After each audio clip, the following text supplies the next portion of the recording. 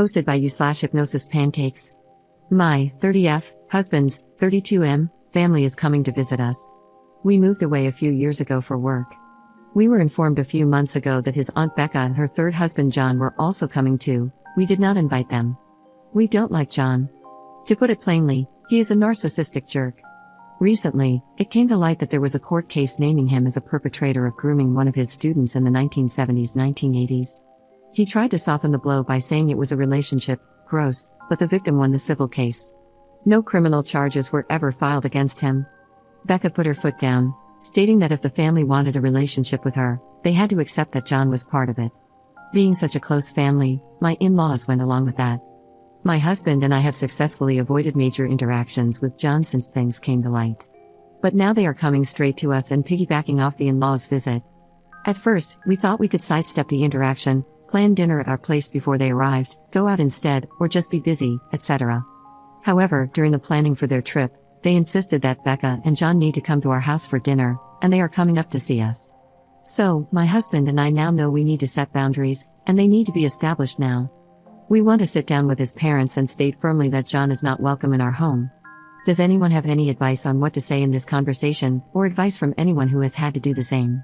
I have cut off family for the same situation, but I was never the one leading the conversation. My husband is stressed and worried about a him versus John scenario. Thanks for the advice in advance. Commenter. Ask yourself all the questions they may hypothetically ask you and consider their responses to the answers for your rebuttal.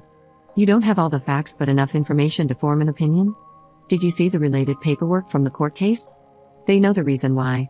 Are you prepared to no longer have a relationship with Aunt Becca and potentially your parents? Either way, it's your house and your lives, so your rules. It's okay to say no. Sorry if her feelings are hurt because of this, but you're not responsible for her feelings. Cancel or reschedule with the parents if they cannot take your no for an answer. Ops response. This is actually very helpful. We don't have all the facts, but we read parts of the deposition that were available to us, and the court case made small news where they are from. Specific quotes from John have made us worried this isn't the first victim. I am not sure what my in-laws are aware of. I went looking for the information and had to dig a bit deeper.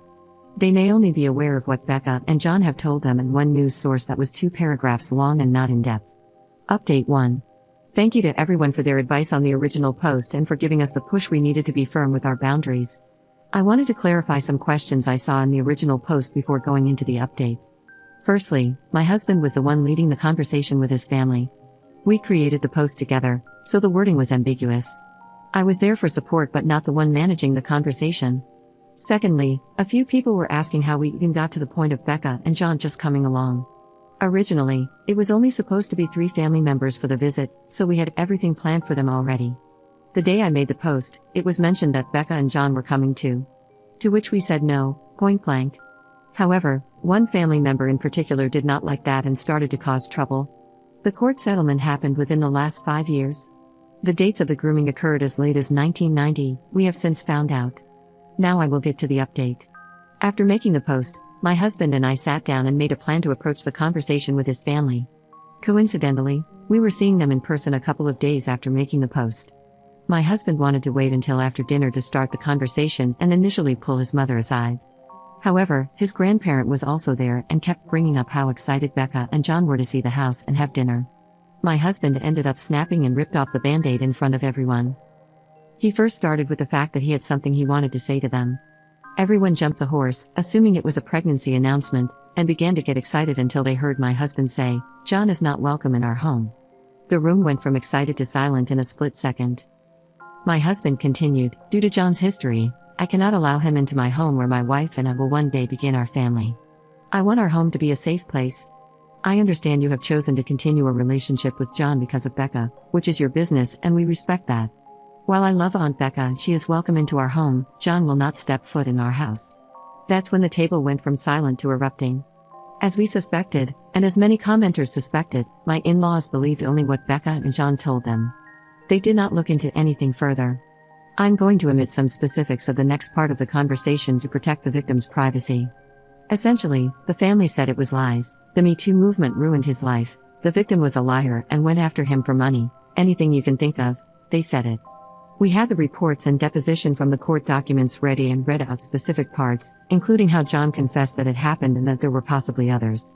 This is something we should not have had to do, no is a full sentence, but we had a feeling the family didn't know the real story. As soon as we did that, my mother-in-law changed her tune immediately. She sat back, took a pause, and said, "Well, obviously we weren't told the full story." We decided to take Becca's word as the truth and not look any further. My husband's parents then said they support us with this boundary, it's our house, and we make the rules. They mentioned that they didn't want Becca and John to come anyway and that it was the grandparent who forced the issue. From further conversation with my mother-in-law, she may also change her stance on whether John is welcome in their home and in what capacity. My grandparent-in-law was furious. They didn't believe anything in the court documents, said they didn't want to know, and believed Becca's word over anything else. They even went so far as to say that John wouldn't be interested in kids, so our future children would be safe. This was a particularly bad point in the conversation. Up until this point, my husband had been doing the talking, but now I stepped in. I said, "John is not welcome in our home, end of story. You invited Becca and John without asking. Your relationship with John is your business, but we will not have one." Fortunately, at this point, both my mother-in-law and father-in-law were on our side, telling the grandparent that it was none of their business. We also found out that other extended family members had placed the same boundary concerning John. The grandparent, realizing they couldn't control the narrative or our actions, and feeling their vision of a perfect family was shattered, it was already broken, decided that being terrible towards my husband was the best course of action. They told my husband that their deceased grandparent, whom my husband was closest to, would be disgusted with our actions. They then stormed out of the house, as much as one can with a walker.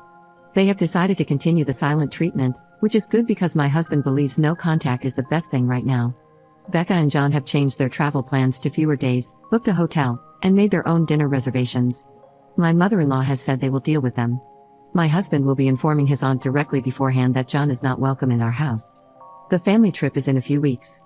We don't know if or what will happen or if the grandparent will come or if they will still be childish by then. It doesn't matter to us. We have put our foot down. Edit. After my husband told Becca directly that John is not welcome in our home, they decided to cancel their trip. It's still unknown if the grandparent will come. There is still no contact between us and the grandparent. My mother-in-law and father-in-law are still coming but will readjust their plans as we find out more. I will update again if anything else happens. Thank you all for your support and advice.